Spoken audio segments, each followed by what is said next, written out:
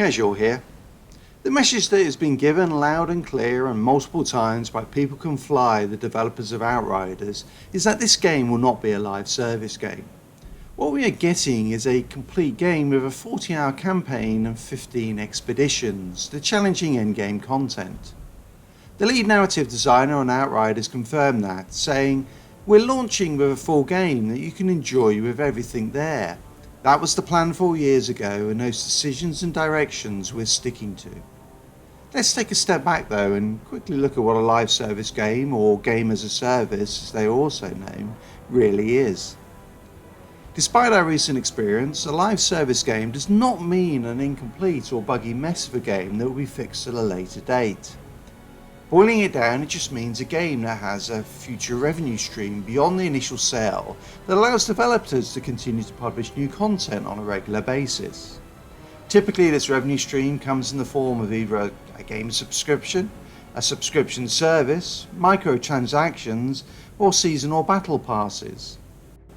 These games deliver activities in-game that keep us players coming back for more. For example, attaining levels in your battle or season passes, where you are rewarded for something that you've actually already paid for, or cosmetics that can be earned or acquired. This model has become more and more popular with developers for two reasons as I see it. Firstly, it does reduce some of the risk, but not all, of developing games, as you have an opportunity post-launch to fix and improve the game.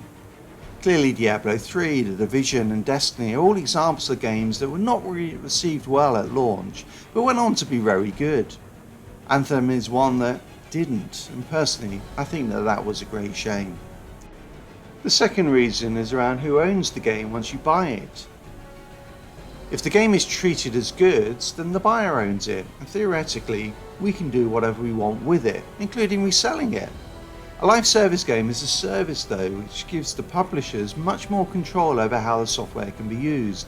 Just think of Blizzard and how aggressively they manage their rights to World of Warcraft.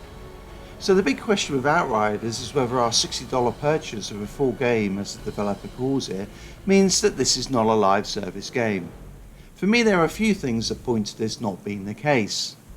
In an article in VG 24/7 published over a year ago, People Can Fly indicated that they weren't ready to talk publicly about endgame content like raids or extra dungeons. Now, they might have been referring to the expeditions that were announced in November 2020 as challenging post-campaign content, which are meant to be played with a team of skilled and coordinated Outriders. But everything we have seen so far would indicate that these are more akin to a strike or a dungeon, sticking with a 3-man team structure within the main game, rather than expanding to larger groups we would normally expect in a raid. So is a raid coming to Outriders at some point in the future? Then there are the developers' comments around DLC. Creative director Bartek Kmita was quoted in Forbes as saying, "Right now it's up to the players. If they want more, we are more than happy to create more content, more adventures, more stories, more classes, other things." So unless this additional content is free, which is possible, just look at Ghost of Tsushima, but unlikely to be honest, this sounds just like Destiny with its seasons and expansions or DLC. Going back to that article of a year ago, it was noted that there is an appetite to turn Outriders into a flagship franchise for both Square Enix and People Can Fly. Rafał Pawlowski, lead level designer, stated, "Definitely the feeling is we want to create a huge universe. A big universe that we're going to, at one point, expand." It seems clear to me, therefore, that there are plans for more content to be delivered in the future. And given that this will be a flagship franchise, I think we can assume that this will not just be a one-off, but rather that there is a plan there for regular future content. You might even call it a roadmap. When you look at the nature of Outriders, you have to ask yourself, is it any different from Destiny or The Division? For me, the answer is no. Clearly, Square Enix and People Can Fly hope and expect that the game will be successful.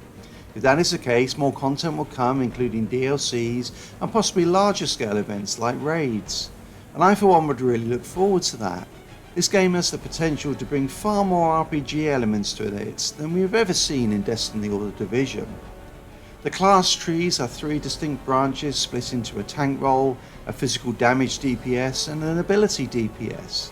The only traditional role that is missing is a dedicated healer, because all classes self-heal, but it wouldn't surprise me to see armor or weapon mods increasing group heals for certain classes, creating more of a hybrid class. The other aspect of a live service game is the revenue streams, and in particular those in the future. People Can Fly have committed to no microtransactions in the game. In a recent Gaming Bolt article, they stated, "We decided to go the old school approach, where we're just finishing the game and giving it to the players, not thinking about the microtransactions, game passes and things like that." In the same interview, the developer stated, "Of course, it doesn't close for us the option in the future to just add a battle pass or other similar content, but not like microtransactions. It would be more like the bigger components that can help those players who want to go deeper into our world, play in that world." So while we won't be paying for cosmetics, it does sound to me that there are plans for new zones or areas in the world, or possibly new game modes or events, or even experience or level boosts which will be paid content.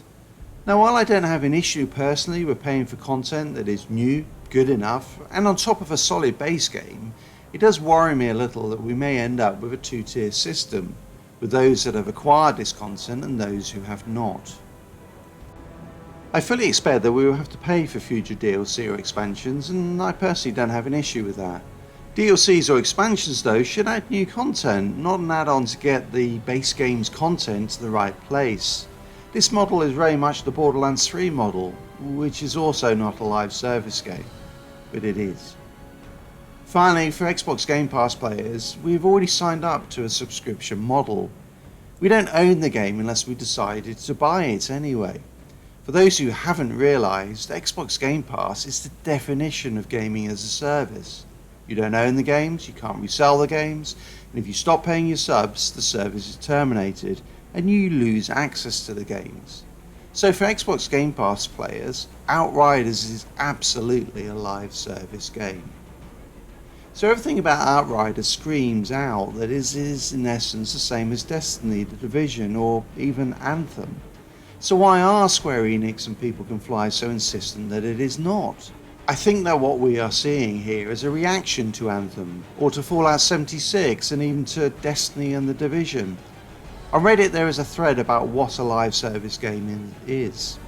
One of the answers was, "It's the promise of a barely functional game being sold as a AAA masterpiece that aims to nickel and dime users for several years."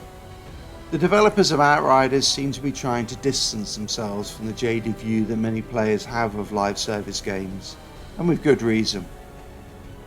If People Can Fly do launch a complete functional game with enough content to justify the price on April the 1st, and then go on to deliver quality additional content at a cost in the future, I don't really care what they want to call their game. And just maybe if they get the success that so far they seem on track for, maybe this will open the eyes of some of the other developers of live service games about what the players are looking for and what they should be delivering.